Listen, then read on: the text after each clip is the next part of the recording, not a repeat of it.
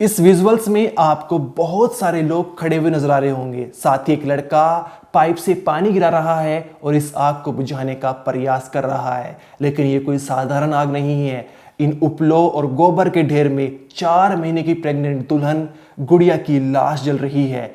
अब आप कहेंगे ये तो बहुत ही साधारण बात है, हो सकता है गुड़िया की मौत हो गई हो, परिवार वाले उसकी चिता का अंतिम संस्कार कर रहे हो। लेकिन ऐसा बिल्कुल नहीं है। जिस लड़की की आप तस्वीर देख रहे हैं यही 4 महीने की प्रेग्नेंट दुल्हन गुड़िया है और इसकी मौत नहीं बल्कि इसकी हत्या हुई है। हत्या करने वाला कोई और नहीं बल्कि इसका पति पंकज ठाकुर और उसके परिवार वाले हैं। उसके बाद इस हत्याकांड को ऐसा दिखाने के लिए कि गुड़िया ने खुद मौत को गले लगाया है, उसकी चिता को या फिर उसकी लाश को जो है बिना किसी को बताए उसको जला रहे हैं, उसका अंतिम संस्कार कर रहे हैं।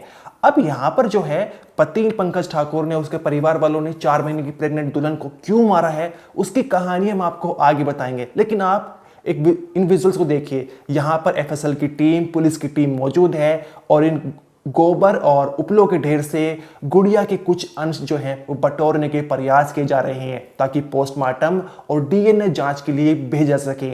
और इसके बाद जो है उन सबूतों को जो है उन हैवानों के खिलाफ इस्तेमाल किया जा सके जिसने एक 4 महीने की जो प्रेग्नेंट दुल्हन थी, एक मासूम बच्ची जिसकी उम्र मात्र 24 से 25 साल थी, उसको बेरहमी से मौत के घाट उतार दिया। उसके परिवार वालों तक नहीं बताया और उसको जो है परिवार वालों तक मुंह तक नहीं देखने दिया उसे और उसको जो है जला दिया गया। अब यहां पर आप देख पा रहे होंगे कि एफएसएल टीम का मेंबर जो है इस गोबर के ढेर से जहां पर लड़की की लाश जल रही थी वहां से एक घर की तरफ जाता हुआ दिखाई पड़ रहा है। ये घर जो है गुड़िया का ससुराल है। यहां पर जो है खून के धब्बे, खून के निशान मिलते हैं। साथ ही फावड़ा, कुल्हाड़ी और लाठी भी जो है, डंडा भी बरामद किया जाता है। इन सब को बरामद करने के बाद जो है अब आप एक चेहरा देखिए। पुलिस हिरासत में जो आप आदमी देख रहे हैं ये गुड़िया का पति पंकज ठाकुर है। इसने अपने चेहरे पर इंसान का मुखौटा पहन रखा है लेकिन असलियत में ये उल्टी खोपड़ी वाला शैतान है जिसने 3 जनवरी की सुबह सुबह 2 से 3 बजकर अपने परिवार वालों के साथ मिलकर अपनी बीवी, जिसके पेट में एक मासूम जान पल रही थी, उसकी हत्या कर दी गई। और हत्या करने के बाद जो है बिना किसी को बताए उसकी चिता को जला भी दिया गया। अब यहां पर सवाल यह उठता है इस पंकज ठाकुर ने क्यों जो है अपनी बीवी की हत्या करके एक हंसते खेलते जीवन को उजाड़ कर रख दिया। क्योंकि जब आप इन दोनों के साथ में तस्वीर देखेंगे तो आपको नजर आएगा कि दोनों साथ में बड़े ही खुश नजर आ रहे हैं। करवा चौथ का त्यौहार भी मन रहा है, मंदिर जा रहे हैं, घूम रहे फिर रहे हैं और दोनों साथ में बड़े ही अच्छे लग रहे हैं। तो आखिर पंकज ठाकुर ने क्यों जो है इस हंसते खेलते रिश्ते को बर्बाद करके रख दिया है, उसकी कहानी आपको आगे वीडियो में जानने को मिलेगी। साथ ही अब जब ये पंकज ठाकुर और उसके परिवार वालों ने पूरी प्लानिंग बना ली थी, यहां तक कि हत्या करने के बाद लाश को जला भी दिया गया था, तो फिर पुलिस को तुरंत जो है कैसे खबर मिल जाती है, कैसे पुलिस जो तुरंत मौके पर पहुंच जाती है और इस आग को बुझाया जाता है और वहां से कुछ अंश जो है गुड़िया के बटोरे जाते हैं। इसकी कहानी इस वीडियो में आपको जानने को मिलेगी। नमस्कार, मेरा नाम अनिरुद्ध पवार, आप देख रहे हैं क्राइम तक।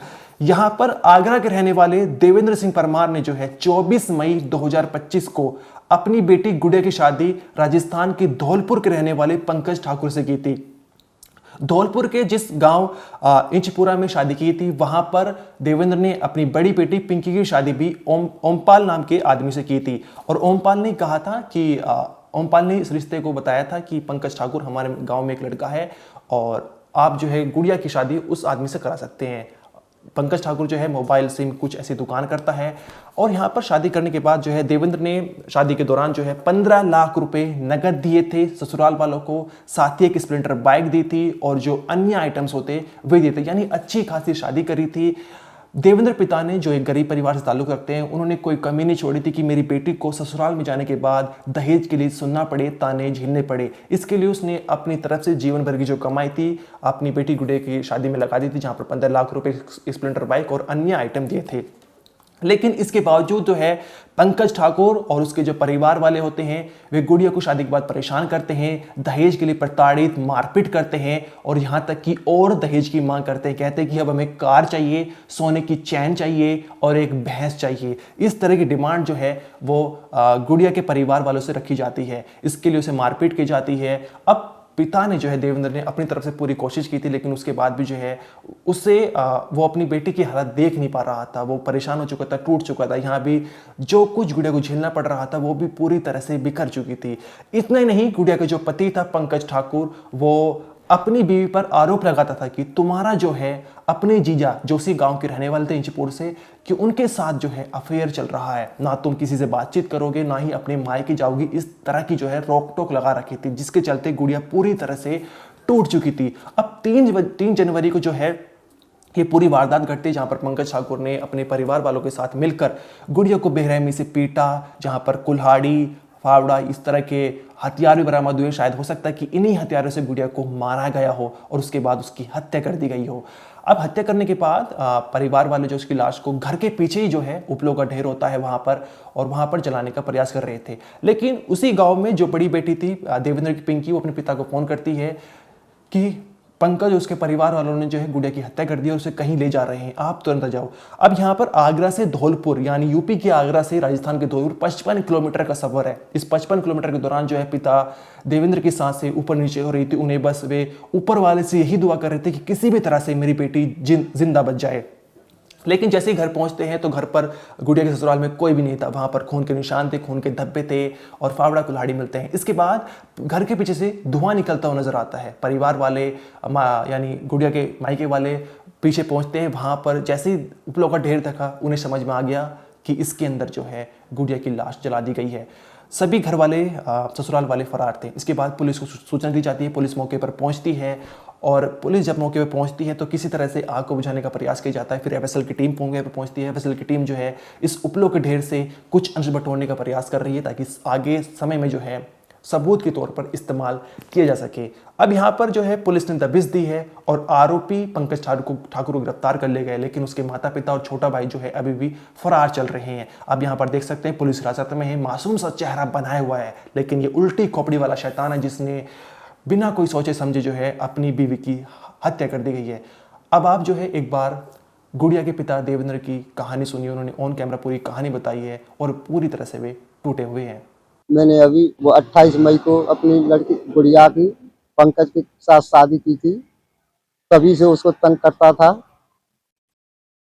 फिर कोई फोन ऑन नहीं करने देता है। और शनिवार की रात को जब हम जागे घर से, तो तभी मेरी बड़ी बच्ची का फोन आया कि पापा गुड़िया को मार दिया है, मार दिया है। हम घर से भागे हैं, तो भागते समय सा आते ही घर पे हमको कुड़ाई है, फावड़े हैं और खून भी पड़ा मिला है। घर का कोई मिला नहीं है।